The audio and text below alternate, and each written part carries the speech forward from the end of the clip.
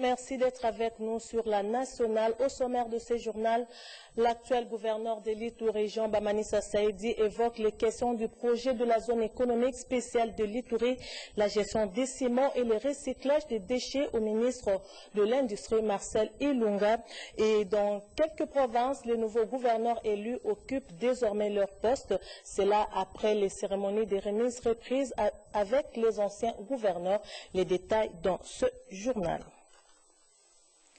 Encore une fois, bonsoir et bienvenue dans ce journal. Tout d'abord, le président de la République a reçu en audience pour la première fois les bureaux de l'Assemblée nationale ce vendredi en son bureau de la Cité de l'Union africaine. Au menu, l'implication des députés nationaux aux préoccupations de la population, l'épidémie à virus Ebola dans le Nord Kivu, l'affaire Nemwana Sembi et la représentativité des femmes dans les institutions. La présidente de la Chambre basse du Parlement fait les points à la presse. Regardez.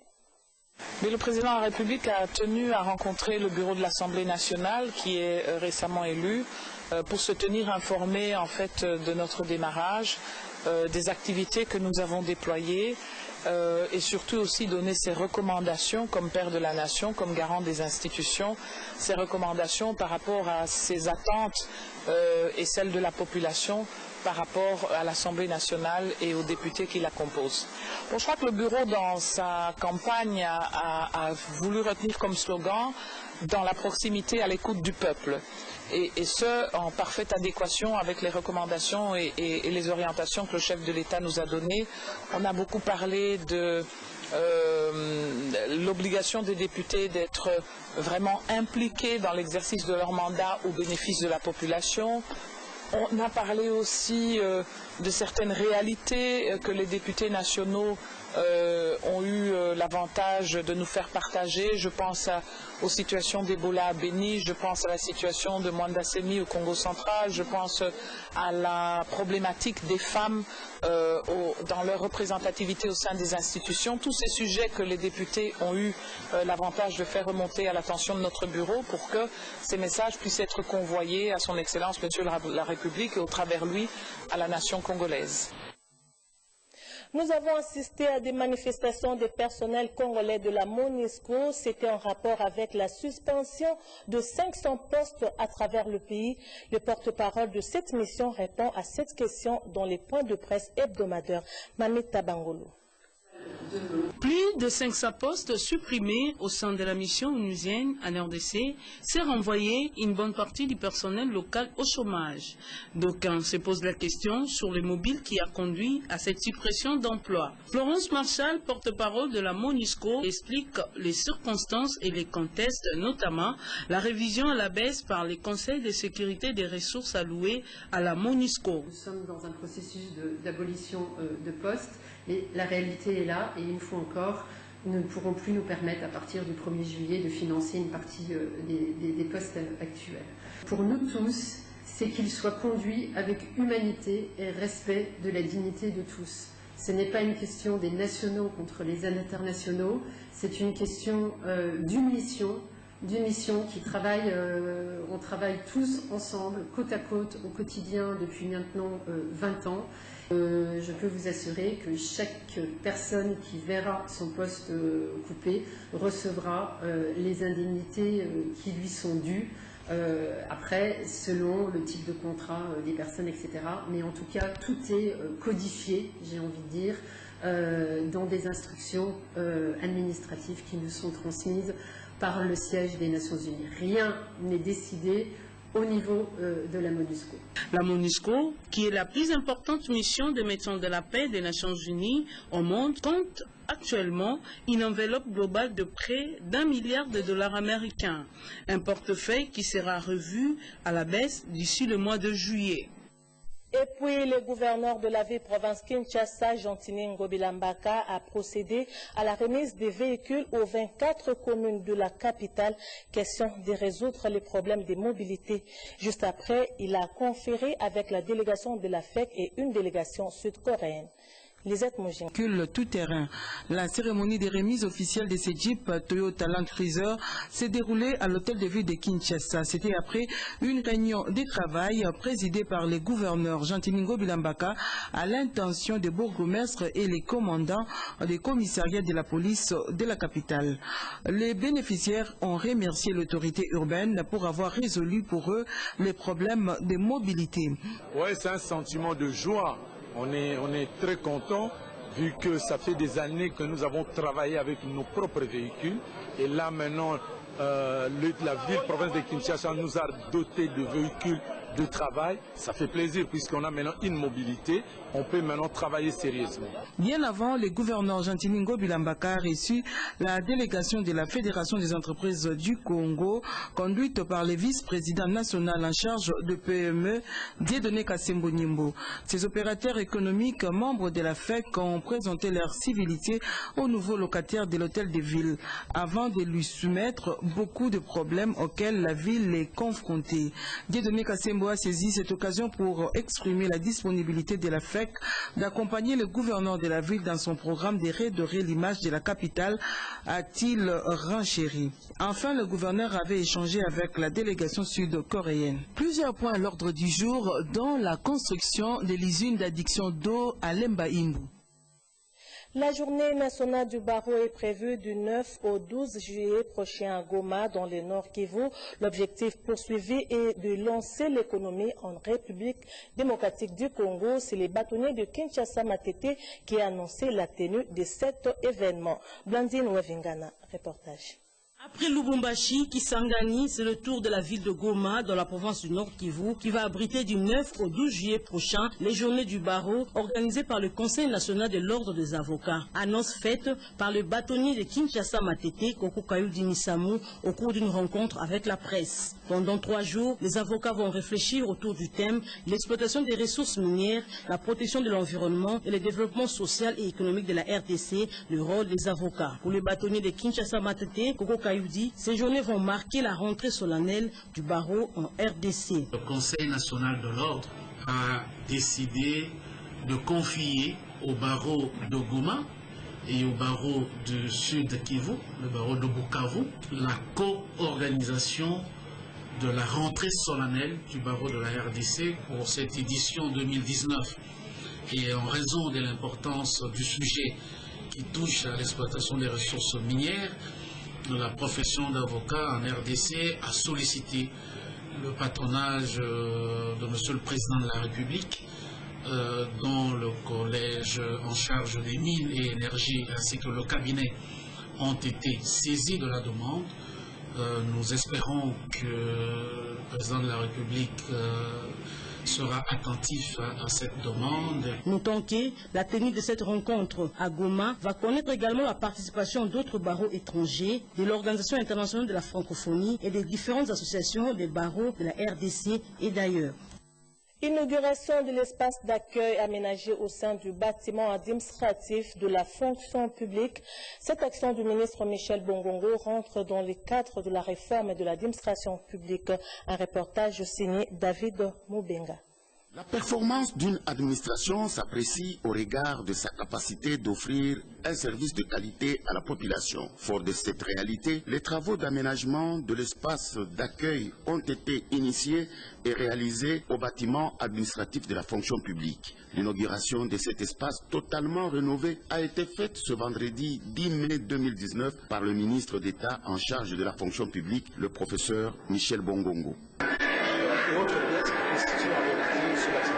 Ça facilite en fait pour chaque usager l'orientation à l'intérieur de ce bâtiment. Troisièmement, il y a une boîte de suggestions qui permet bien sûr de collecter les opinions, les observations, peut-être les suggestions d'amélioration qui pourraient être adressées par les usagers ou l'administration. Sans oublier bien sûr l'espace distribution des courriers aux revues qui sont produites par l'administration. L'organisation du gouvernement, à travers le projet, c'est véritablement d'instiller un mode de gouvernance. C'est un espace qui permet de mettre à l'ordre les usagers. Et ce type d'espace devrait être démultiplié à travers l'ensemble des services publics. Bien sûr, il s'agit aussi pour les usagers d'en assurer une bonne gestion. Parce que, nous l'avons dit, Marcel Ilunga s'est entretenu avec l'actuel gouverneur de l'Ituri, Jean Bamanisa Saïdi. Les deux autorités ont évoqué plusieurs questions, notamment les projets de la zone économique spéciale de l'Ituri, la gestion de ciment, les recyclages de déchets plastiques. C'est un reportage de Betty Amanikunda. Élu récemment gouverneur de la province de l'Ituri, Jean Bamanisa Saïdi a échangé avec le ministre de l'Industrie, Marcel Ilunga Léou, sur plusieurs questions, notamment les projets intégrateurs. Nous avions passé en revue la question de la production de ciment. Nous avons aussi un nouveau produit que nous annonçons qui va sortir, qui est un dérivé du ciment, sable et caillasse. Nous avions aussi fait beaucoup de réflexion et d'encadrement sur la question du développement des zones économiques spéciales. Celle de Maluku va bientôt prendre forme, mais il y a aussi à implémenter la zone économique spéciale de l'Ituri, tout comme le ministre a dans son plan, celle du Katanga, du Lualaba et du Nord Kivu. Les projets de recyclage des déchets en plastique produits par la ville-province Kinshasa a été évoqué par les deux autorités. Jean Bamanisa Saïdi a œuvré dans le recyclage des emballages non biodégradables qui ont été à la base de l'insalubrité et cause des inondations enregistrées dans la capitale congolaise. Le ministre avait donné des autorisations à certaines entreprises et au niveau de l'hôtel de ville, malheureusement, n'avait pas donné toutes les autorisations, les délégations de services, mais je crois qu'avec le nouveau gouvernement mis en place, cette question devrait être résolue parce que Kinshasa croule sous les 1400 à 1500 tonnes de plastique journalier de déchets et c'est une question qui doit être résolue. En tant que promoteur, le numéro 1 de l'Ituri compte apporter son expertise pour le développement de cette province. Les programmes d'appui au pôle d'approvisionnement de Kinshasa, Congo central et Kwilu en produits vivriers et maraîchers financés par le FIDA connaît une réduction de 5 millions de dollars de son budget.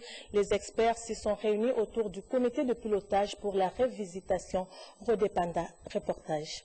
C'est par le Fonds international pour le développement agricole, FIDA, déjà en pleine exécution, connaît une réduction d'environ 5 millions de dollars américains sur le montant global alloué à ses activités agricoles et infrastructures routières. Cet écart négatif a servi de mobile pour les experts agricoles de se retrouver ce vendredi 10 mai 2019 autour du comité de pilotage chapeauté par le secrétaire général à l'agriculture pour procéder à la révisitation du plan du travail budgétaire annuel de Papakine, réunion à laquelle était associé le ministre provincial du Congo central et les représentants du Kwilu et de Kinshasa. Après les explications détaillées sur la réalisation des différentes rubriques fournies par le coordonnateur du Papakine, Paul Kizungu, l'assistance a approuvé à l'unanimité la poursuite de ce programme avec quelques recommandations. Notre préoccupation ici, c'était de valider le PTBA, donc le budget 2018-2020, par rapport à la réduction du budget initialement prévu. Nous étions à 60 millions et nous sommes à 54 millions maintenant. Et donc il fallait réduire quelques activités aussi par rapport à ça. Je crois que les activités phares sont reprises dans ce PTBA, notamment la structure HPEC qui fait la culture de café, et puis nous avons également les unions qui font des cultures vivrières, nous avons les routes. Il faudra associer à tout moment l'administration pour la pérennisation des actions. Ce programme Papakine poursuit un objectif, celui de contribuer à l'amélioration de la sécurité alimentaire et des revenus de paysans producteurs. Et puis le ministre intérimaire de la formation professionnelle, métiers et artisanat, Justin Bitakwira, a présidé une réunion de prise de contact avec les agents et cadres de l'administration au dit ministère. Serge Mata.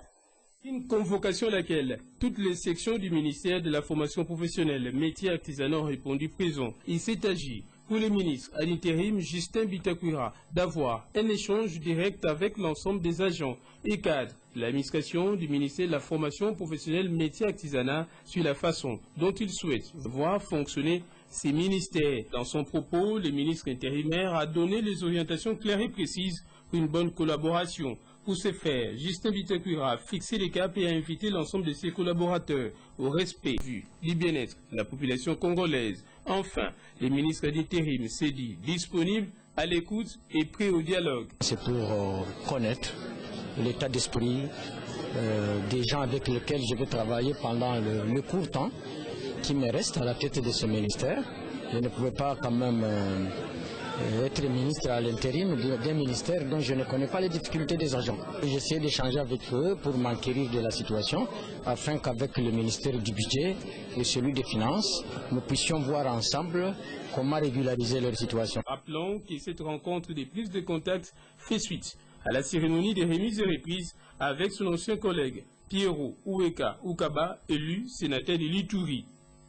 Dans son agenda de travail pour ce nouveau mandat à l'Assemblée nationale, la députée nationale de l'UDPS, Eugénie Tchela Kamba, veut faire de la réalité l'amitié gagnant-gagnant entre le Parlement de la RDC. En sa qualité de l'ambassadrice, elle a été l'invitée spéciale de l'ambassadeur de la Tunisie en RDC lors du lancement du projet de gaz méthane dans le lac Kivu. Suivez.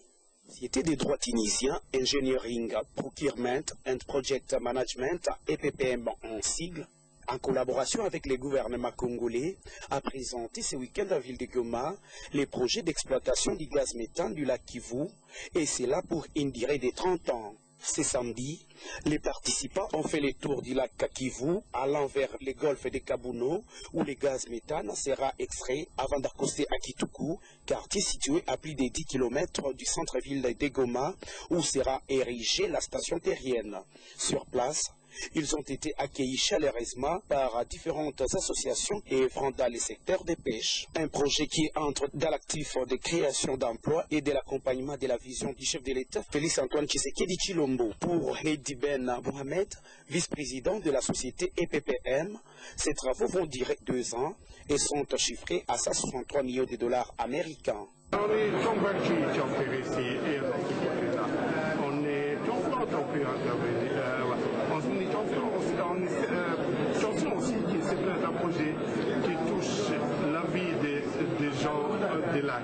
Ce n'est pas uniquement de Goma, les gens de lac, point de vue gaz environnemental, point de vue risque environnemental et point de vue aussi infrastructure économique. Notons que l'extraction du gaz à méthane constitue la réduction d'une menace permanente d'un gaz non exploité en une opportunité selon les experts de cette société.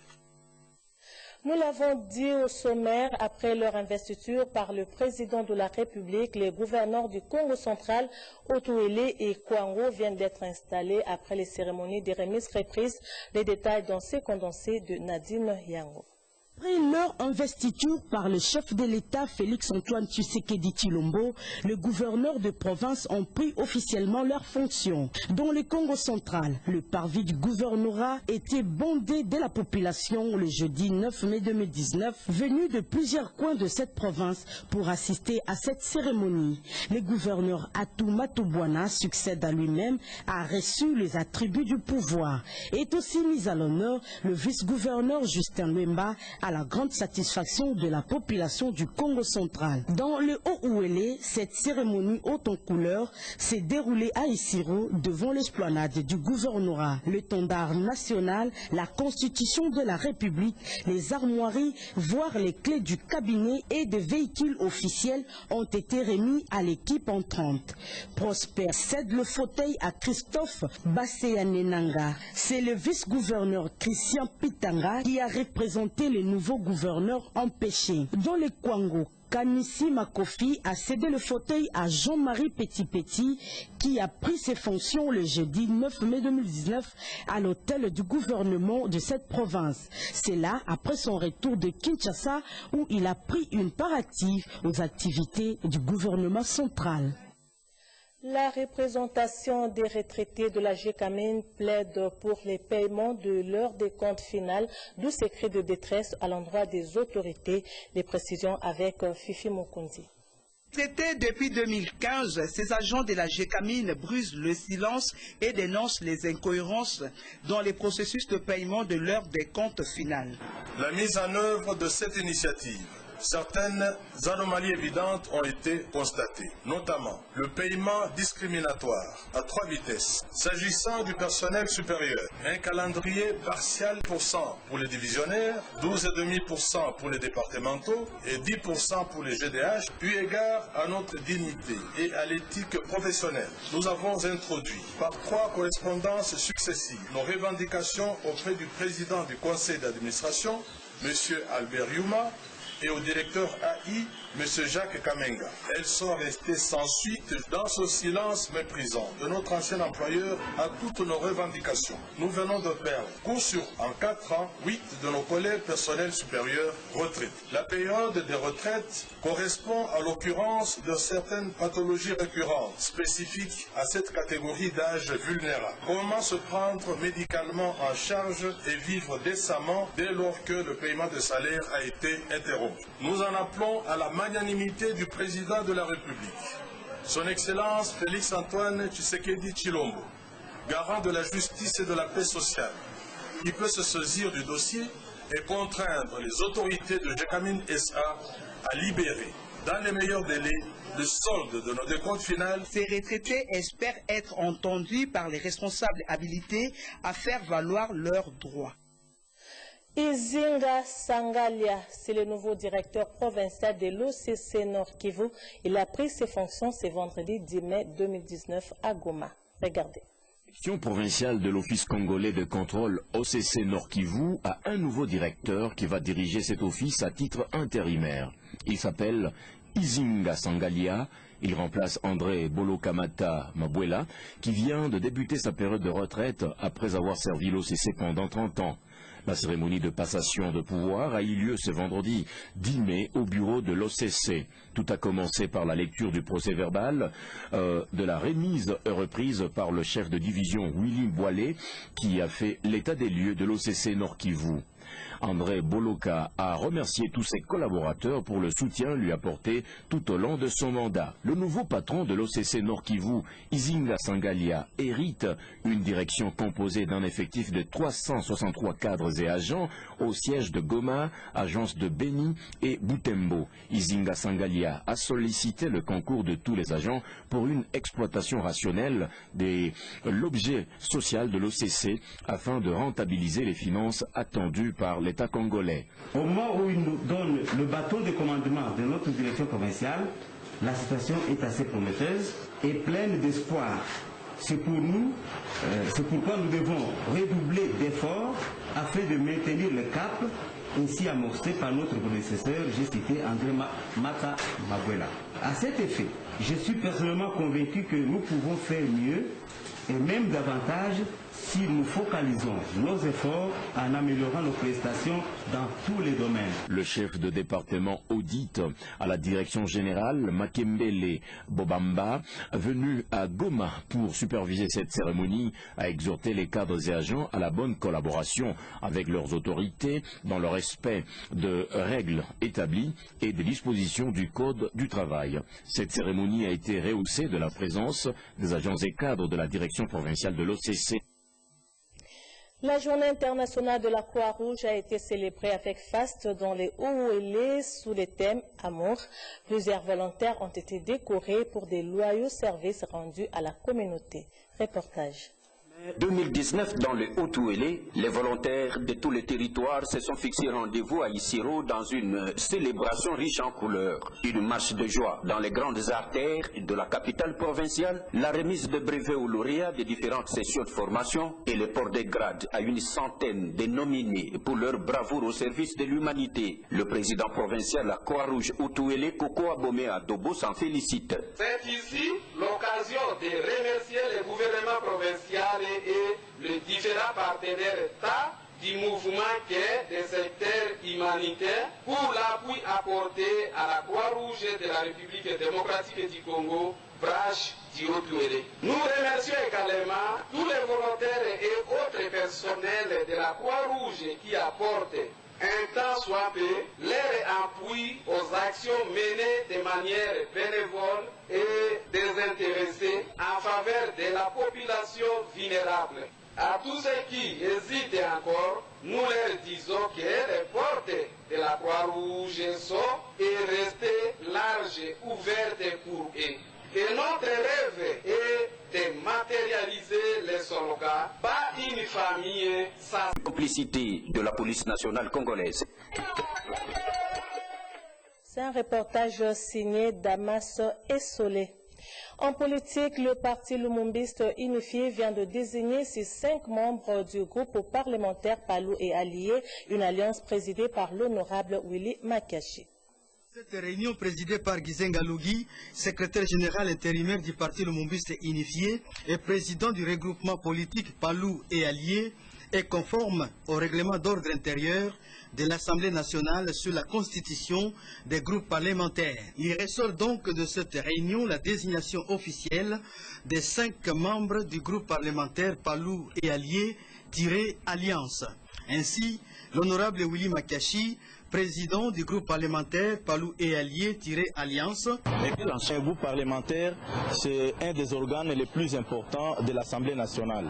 Vous voyez que jusqu'ici, l'Assemblée nationale, après la mise en place du bureau définitif, ne pouvait pas encore piloter ces trains, étant donné que ces organes ne sont pas encore constitués, dont les groupes parlementaires. Donc c'est à travers les groupes parlementaires que tout se régente au niveau de l'Assemblée nationale, parce que les commissions permanentes sont des structures techniques, mais les structures politiques qui accompagnent cette institution, la deuxième de la République, c'est les groupes parlementaires. Honorable Lombakou Jean-Marie, premier vice-président, honorable Safari Ngamedi, deuxième vice-président, honorable Chomana Justin, rapporteur, et l'honorable Jeannette Kavira Mapera, rapporteur adjoint.